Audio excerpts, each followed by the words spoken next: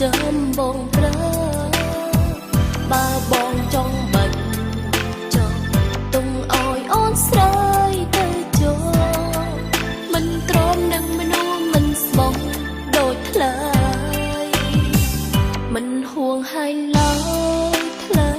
សុំឆ្លើយខ្លីប្រាំត្រង់លេងធ្វើស្រីងងឲ្យប្រុងធ្វើតាមចិត្តមិនចាំដល់ថ្ងៃមួយឲ្យបងប្រាប់ថាត្រូវបើមិនរងចាំដល់ថ្ងៃស្អែកទៀតឡើយមិនមែនសុំបើតែបងតាំងចិត្ត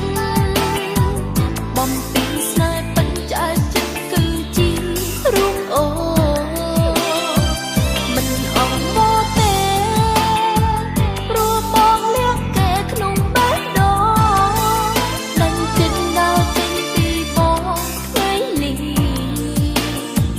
សរសើរចិនខ្លួនអើយតែហ៊ានប្រាប់បងមុនមិនរងចាំស្ងួន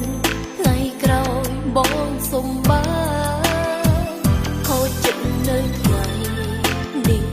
បន្តសង្ឃឹមថ្ងៃស្អែករៀនរស់ដល់គ្មានទឹកភ្នែកតទី